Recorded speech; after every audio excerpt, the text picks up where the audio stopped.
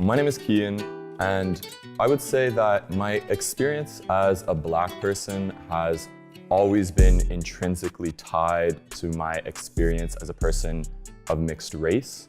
My dad is a Black Jamaican man, and my mom is a French Canadian woman.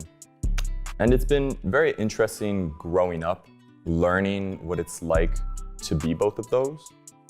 And I am both, despite the fact that sometimes people and society tend to think or to act as if I'm only one or the other. So I grew up being raised by my mom in a predominantly white neighborhood. And because of the color of my skin and the difference between that and my environment, I've always felt Black.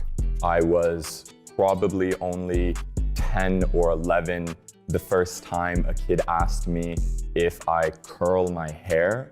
And I suppose it might be a bit hard to imagine now. I'm not exactly running with a mini afro anymore, but no, my hair grows kinky.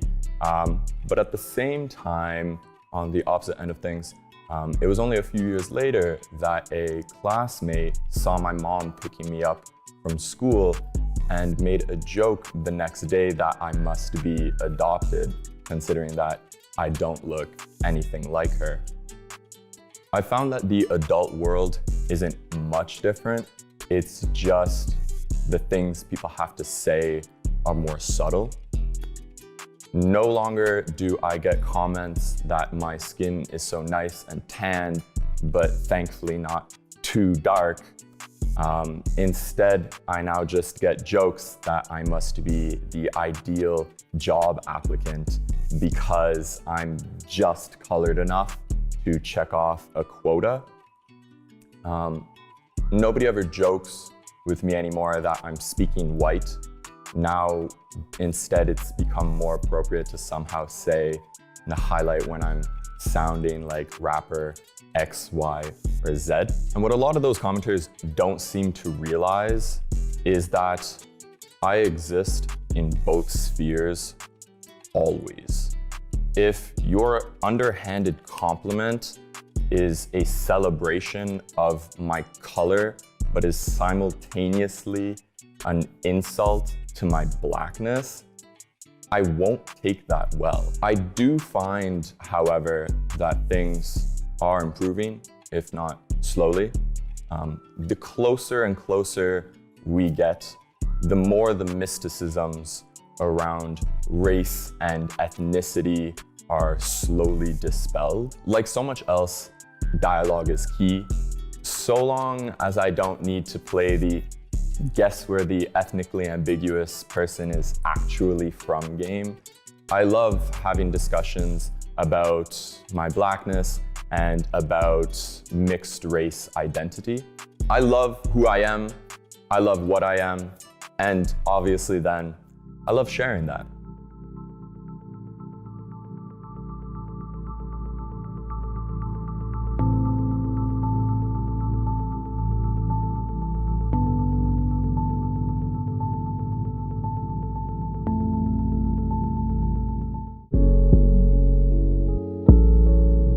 So today in Canadian Black history, I decided to speak about the Dawn settlement.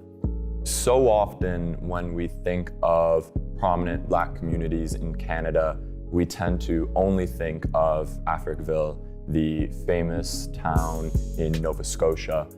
But there were so many other important Black communities in Canada, including the Dawn settlement in what is now Dresden, Ontario. Founded in 1842, the idea for this place came from the mind of Josiah Henson, a man who had escaped slavery in the US. He wanted to establish a place where other escaped slaves could go and find land, food, shelter, clothing, and work, and really any other basic necessity. With some support, Henson managed to create the settlement and also build a school named the British American Institute. Open to all ages, the school doubled as a place to train teachers, but also provided general education and trade and labor instruction to those in the community. In time, members of the community actually managed to grow wheat, tobacco, they built a sawmill and a grist mill to remain self-sufficient. According to the Canadian Encyclopedia, as many as 500 people lived there at its height, but many moved or returned to the US after the Emancipation Proclamation in 1863. This, coupled with financial and administrative issues, caused a decline in the settlement. Josiah Henson and his wife, however, stayed in the Dawn settlement for the rest of their lives. For more information on the evolution and decline of this important community in our history, check the links below. Good morning, McTavish. I'm your host, Hamal, and this is my co-host, Ada. and it's day 4. Student Council meeting today at lunch. High school students, today is the absolute last day to order the key study guides, Solero, and Snap workbooks for all subjects. This will be the only time to order and get the school discounted price for this semester. All orders and payments are now done online using the link on the top of the screen. Books will be delivered to the school the week after Teachers' Convention. Next week is winter break. Enjoy the downtime and have a safe break. The talent show is today, everyone. Everyone will have a chance to vote for the winner of the $75 prize for People's Choice. We are wanting all students to be aware that they are not supposed to be congregating with other students in washroom or under the stairs during transition times or lunches anymore. Staff and supervisors will be reminded to you for all of this, but we need to decrease the congestion in these areas and make sure students are in areas that can be actively supervised. That's right. Now to sports with Yahya. McTavish, for our sports today, we'll have 8P in Gym A and 8Q in Gym B. As for the varsities, we'll have grade 11s and 12s. Now watch as we all bust a move. Thank you, Yahya. Varsity badminton tryouts will be held after convention break on Monday, March 7th and Thursday, March 10th in Junior High, Gym A. Please see Mr. Wong if you have any questions. Grade 9 tryouts will be on March 7th, Grade 7 tryouts on March 8th, and Grade 8 tryouts will be on March 10th. Callbacks will be the following Monday. Questions about the Junior High badminton should be directed at Miss Bishop. Today's French word of the day is Pantouflard. To understand what a Pantouflard is, you first need to know what the word pantoufle means. It literally translates into slipper in English. So does that mean a Pantouflard is someone always wearing their slippers? Yes, pretty much. By extension, a Pantouflard is someone who likes staying home rather than going out to party or meet friends. A person who likes his habits and his tranquility. An introvert, mind you. Any students interested in ordering McTavish Music clothing can visit the website linked up top. Orders are due March 3rd and clothing will be delivered to the school. Happy birthday to Taylor, Linnea, Matthew, and Sidney. Have a great birthday.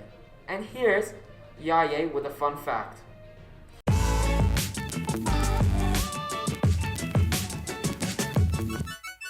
Did you know that identical triplets are not only one of the most rarest of coincidences, but they're also the most common thing when it comes to triplets? That's such a cool fact. And one last thing. People, stop going into the washrooms. Stop blocking the whole area up.